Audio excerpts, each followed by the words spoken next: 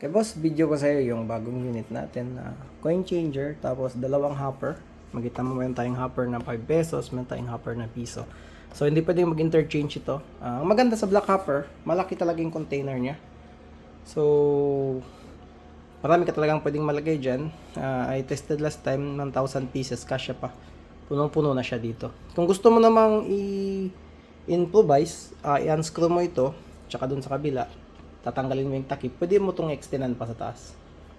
Gusto mo pang lakihan pa yung container. Pero sa akin, sa ganito, sobrang dami niya na. And then, ang maganda sa kanya, malakas yung motor niya. And, hindi mo na kailangan i-maintain, i-check yung mga spring kasi nasa ilalim lahat. Hindi nahawakan ng mga tao. Yun, bill acceptor, coin slot. Pagdating dyan sa'yo, boss, off ko muna kasi baka makuryente ako eh. Kasi hawakan ko yung mga ganito.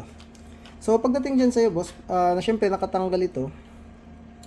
Yan, nakatanggal ito. At saka itong sensor niya nakatanggal yan. Kasi isi-separate ko itong, ilalagay ko siya separately. Hindi lang, ilalagay ko muna yung... Bali, isi-separate, ano ko siya, boss? I-separate, package ko siya. Tanggalin ko, kailangan dalawang kamay. Yan, separate package ko siya. Ito, tapos ito. Tsaka yung bill acceptor, separate din. So, sa bill acceptor, ikakabit mo lang ito. Yan, kabit mo lang siya. I think, hindi ka na magkakamali sa bill acceptor kasi meron siyang parang lock yun, no? So, yung side na to at saka side na to dapat sabay kasi makita mo yung lock. Coin slot naman, syempre, nakaseparate din ito. Ikakabit mo lang ito, red yung sa taas. Yan. Tapos, dito sa hopper na. So, sa hopper, ang gagawin mo is yung 5 at saka yung 1. So yung one na wire plug niya, ikakabit mo rin dito sa may 1, no. Nilagyan ko rin talaga ng number para diyan mo siya ikakabit. Okay? Ibaba ko yung cellphone, Yan.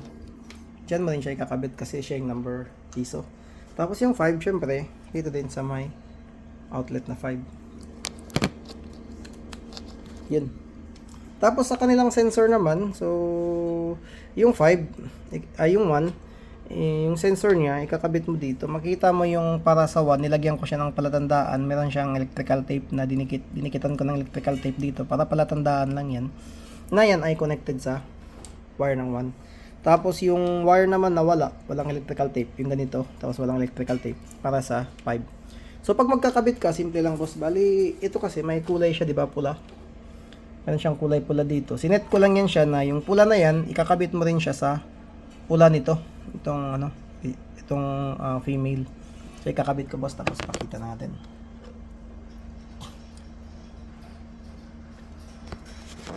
So ito, boss, pagkakabit mo ganyan, yung pula, imamatch mo lang siya sa pula. Red to red lang. Kasi ganun din dito. Yung pula nun at saka yung pula nitong kakabit mo lang siya dyan. Yan. So ito yung ginagamit ko bagong hopper kasi nga madali siyang install, may funnel pa talaga para madali mong ilagay sa box, lagyan mo lang ng butas tapos i-screw mo to. Ganun din ito. So meron ka lang dalawang output. So pag mag-box ka, boss, ilalabas mo lang itong dalawang button na ito, red at saka yellow. Ito yung piso, ito yung 5 yung yellow. Syempre yung LCD. Then yun na, lagyan mo lang ito na syempre labasan sa labas din yung bill acceptor tsaka coin slot kasi dyan ka maglalagay ng coins or bill.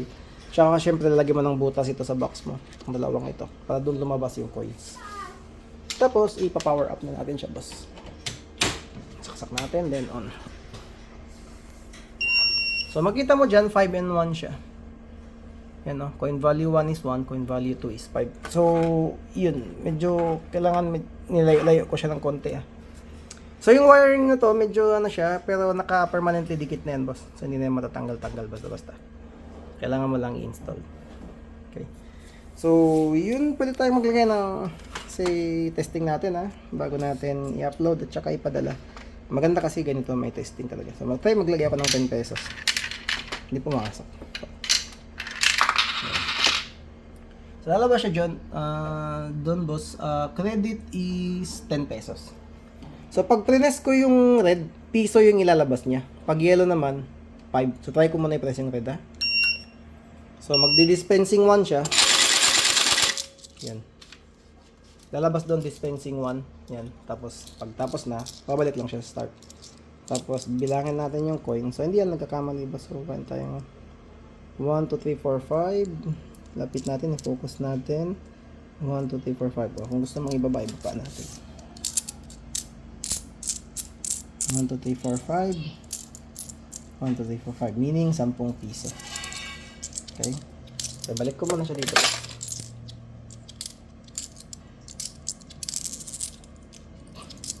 So, let's say, maglagay naman ako ng 10, tapos gusto kong gawing 5 pesos. Okay. Ayan. So, lumabas yung 10. So, i-press ko lang yung yellow. Lalabas siya, dispensing 5. Dalawa lang, syempre, kay 5 pesos man. Tama. Subukan naman natin yung bills.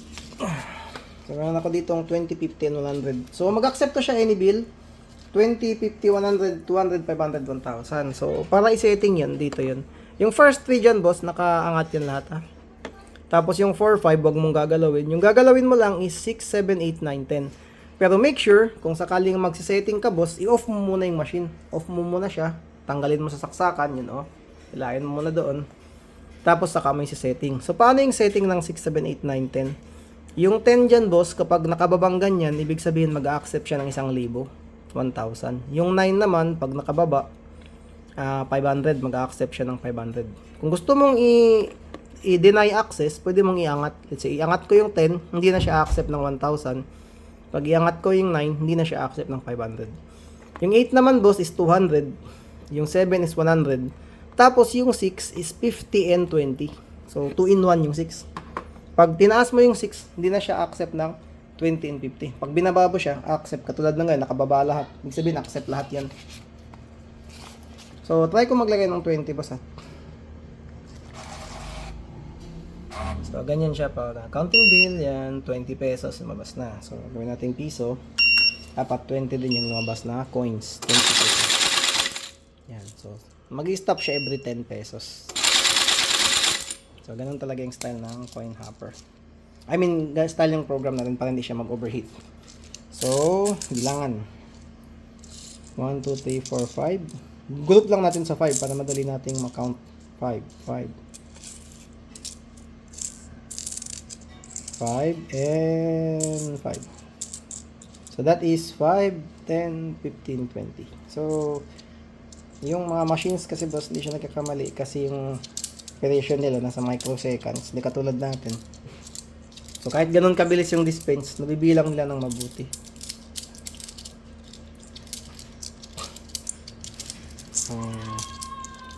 Saan ko ito malalagay? Lalagay ko muna siya sa isang lugar dito. Kasi dito na lang sa ilalim ng cake. Pero kapag naglagay ako ng 20 naman, gawin natin 5. Example lang. Natin 5. So, ganun siya. Gawin ko ng 70. Dagdagan ko na siya. Move siya ng 50. Ayan. So, magiging 70. Yan siya. So, ipipress ko lang yung yellow para lumabas siya ng 5. Pag 70, ilang pieces ba? Yung 50 kasi 10 plus 4, 14. 14 pieces na 5 pesos.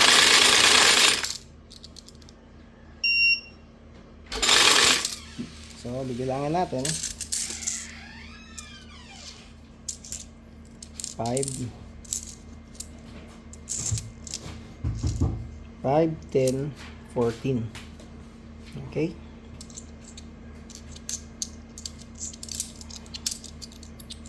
Ito yung 5, 10, and then 14. So, ito, ipapakita ko lang kung ano yung mangyayari kapag, let's say, naglagay ako ng 100, tapos naubos na yung piso. Okay. In the case na ginawa niyang tigpipiso yung 100, tapos naubusan. Yan, press natin yung red. Kasya ba yan? 10-10 yan, bawat ganun, bawat round. 10-10 ba yung bawat round.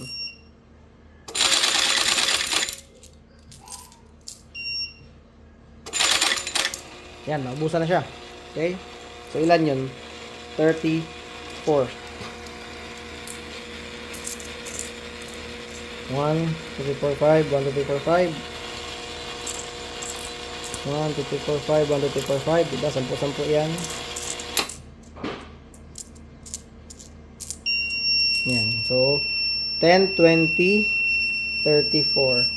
So, masasabi niya na yung kulang pa daw is 66. Kulang pa ng 66. So, ano yung gagawin natin?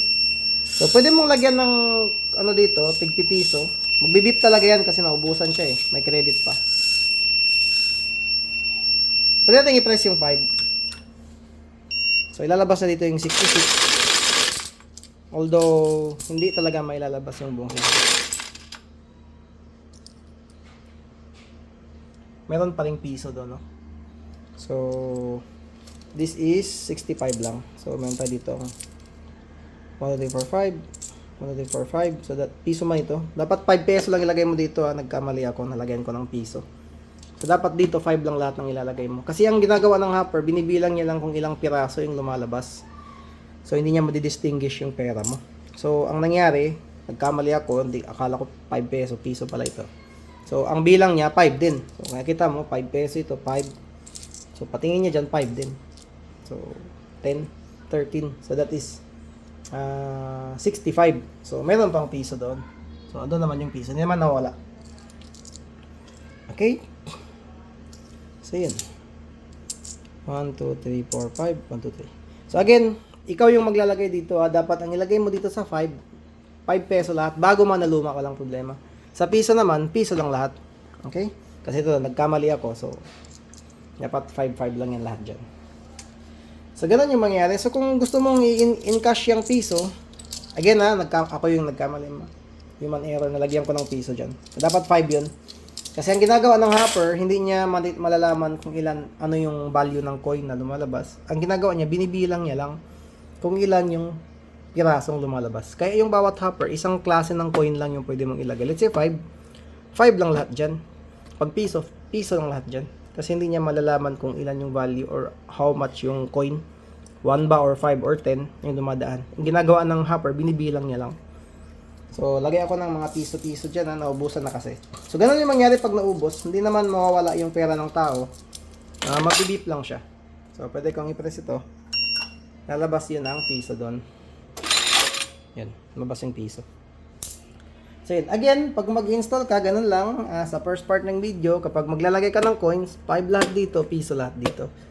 And, yun lang, ganun lang kasimple. Kaya kung napansin mo kanina, naglabas yun ng 65 dapat, pero hindi 65 lumabas kasi mali ako, nilagyan ko ng piso dito. Yung kanina yun, nung naglagay ako ng mga coins, magkakamukha kasi minsan. So yun, ganun lang. Basta pag maglagay ka sa 5 na hopper, 5 peso. Kaya may number dyan. So, piso naman. Para hindi na nagkakamali yung machine natin. So, human error pa tayo nagkakamali. Pero yung machine mostly hindi. So yun, last test. Lagay tayo na say 100. Tapos maglabas tayo ng tig pa 5 para naman maano din natin. Matesting din natin kung kaya niya bang maglabas ng yan, 100. Kaya niya bang maglabas ng 20 pieces. So, enter. So, yan, 10 yan. So, yun, naubusan din siya. Diba? Kasi ito, ilang pieces ito? 8 lang, diba? 8. Tapos ito, 10. So, that is, dapat kulang ng 2 piraso. Kasi dapat 20, diba? So, that is 10 pesos kulang. Yan, o. 10 pesos lang yung kulang. Kasi naging 18 pieces lang yung lumabas eh. Ito 10, ito 8. So 18 is 90. So pwede mo rin gawin to kapag sakaling naubusan ka na ng ano. Although pwede kang maglagay ng libo-libo dyan. I think 1,000 coins yung pwede mong ilagay dyan. Pwede mo lang i-press. After mo lagyan, pwede mo lang i-press. Lalabas niya, ibabalik niya, ilalabas niya sa yung kulang. So kung sakaling ikaw yung operator ng machine, pag nag-beeping na ganun, diyan na reklamo. Pwede mo rin i-off na lang, i-off mo lang yung machine tapos yung 10 piso ibigay mo na lang manually sa customer or ilagay mo diyan yung coin. Hulog-hulog mo diyan yung coin tapos press lang ulit yung button.